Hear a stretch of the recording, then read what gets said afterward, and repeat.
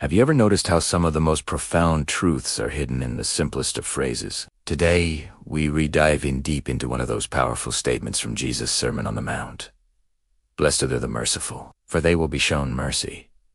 It's a line many of us have heard, but what does it truly mean to be merciful? And what is this promise of receiving mercy in return? Stick around, because by the end of this video, you'll see mercy not just as a nice idea, but as a transformative force in your life. Let's start by unpacking the word mercy.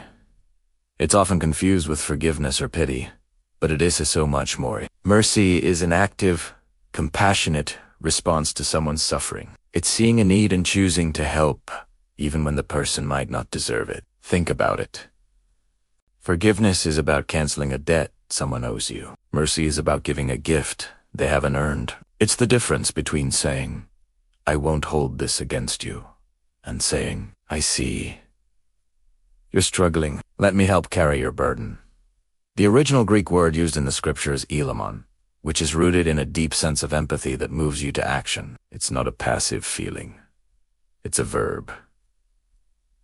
It's love in action. This isn't about just feeling sorry for someone from a distance. It's about getting your hands dirty, stepping into their shoes, and offering tangible help. It's giving a meal to the hungry, offering a listening ear to the lonely, or showing kindness to someone who has wronged you. It's a heart that breaks for what breaks God's heart. So, why does Jesus call the merciful blessed? The word blessed here means more than just happy. It points to a deep, abiding joy and a state of spiritual well-being that comes directly from God. When we practice mercy, we are aligning our hearts with the very character of God. The Bible is filled with descriptions of God as merciful and compassionate. Psalm 103 says, "The Lord is compassionate and gracious, slow to anger, abounding in love." When we show mercy, we are reflecting that divine image. We are participating in God's work in the world. This alignment brings a profound sense of purpose and peace that no worldly success can offer. Now let's look at the second part of the verse. For they will be shown mercy.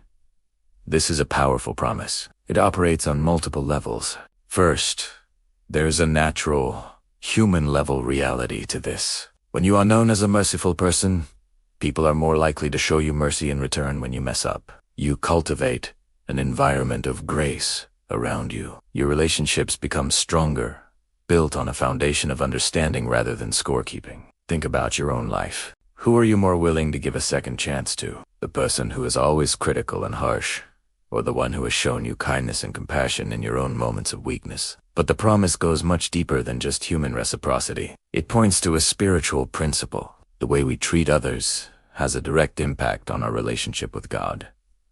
In the Lord's Prayer, we pray, "Forgive us our debts, as we also have forgiven our debtors." There's a clear connection. Our ability to receive God's mercy is somehow tied to our willingness to extend it. It's not that we earn God's mercy by being merciful. God's mercy is a free gift of grace, but by refusing to be merciful to others, we are essentially closing our own hearts. We are building a wall that prevents us from fully experiencing the grace that God is constantly offering. Imagine God is pouring out a refreshing stream of water. If you keep your hands clenched in a fist, unwilling to open them to help others, how can you receive that water for yourself? Opening your hands to give is also what allows you to receive. Let's get practical. How can we cultivate a merciful heart in our daily lives? It starts with empathy. We need to intentionally try to see the world from other people's perspectives. Everyone you meet is fighting a battle you know nothing about. When someone is rude, instead of reacting with anger, try to wonder what might be happening in their life. Are they stressed, grieving, in pain? This doesn't excuse their behavior, but it can change your response from judgment to compassion. A second practical step is to look for opportunities to act. Mercy isn't just a feeling, it's an action. This could be as small as letting someone merge in traffic, paying for the coffee of the person behind you, or giving a genuine compliment to a tired cashier. It could also be bigger things, like volunteering at a local shelter, donating to a cause you believe in, or intentionally reaching out to a friend who is going through a hard time. The key is to move from "I feel bad for them" to "What can I do for them?" Start small. Look for one opportunity each day to show mercy to someone. You'll be amazed at how it starts to change your own heart. One of the most powerful stories Jesus told about mercy is the parable of the Good Samaritan. A man is beaten, robbed, and left for dead. Two religious leaders, people who you'd expect to help, pass by on the other side. But then a Samaritan, someone who was socially and religiously despised by the Jews, stops. He doesn't just feel pity. He cleans the man's wounds, puts him on his own donkey, takes him to an inn, and pays for his care. That is mercy in high definition. The Samaritan crossed social barriers, sacrificed his time, used his own resources, and took a personal risk to help a complete stranger, an enemy even. He didn't ask, "What'll happen to me if I stop?" He asked, "What will happen to him if I don't?" This story challenges us to expand our circle of compassion. Mercy isn't just for our friends and family. It's for the stranger, the outcast, the person who is different from us, and yes, even our enemies. This is the radical, countercultural nature of Jesus' teaching. In a world that often encourages us to look out for number one, Jesus calls us to look out for our neighbor, and he defines neighbor as anyone in need. Finally, let us remember that the ultimate source of our ability to be merciful is the mercy we have already received from God. Ephesians 2 says, "But because of his great love for us, God, who is rich in mercy, made us alive with Christ even when we were dead in transgressions."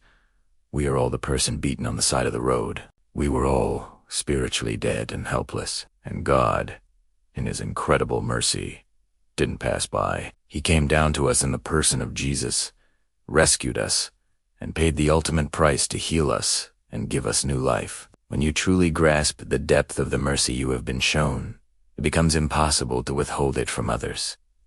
It's not a chore. It becomes a joyful response. You give mercy freely because you have received it freely. Your heart, once filled to overflowing with God's grace, can't help but spill over onto the people around you. So, the next time you're tempted to judge, to hold a grudge, or to look the other way when you see a need, remember this promise. Blessed are the merciful, for they will be shown mercy. It's an invitation to a deeper joy, to stronger relationships, and to a more intimate walk with God. It is a call to become a channel of God's love in a world that desperately needs it. Let's choose to be people of mercy, not because we have to, but because we have been shown the ultimate mercy. Thanks so much for watching today. If this message resonated with you, hit that like button and consider subscribing for more content that explores these life-changing truths. And I'd love to hear from you in the comments. Share one small way you plan to practice mercy this week. Let's encourage each other. Until next time, be blessed and be a blessing.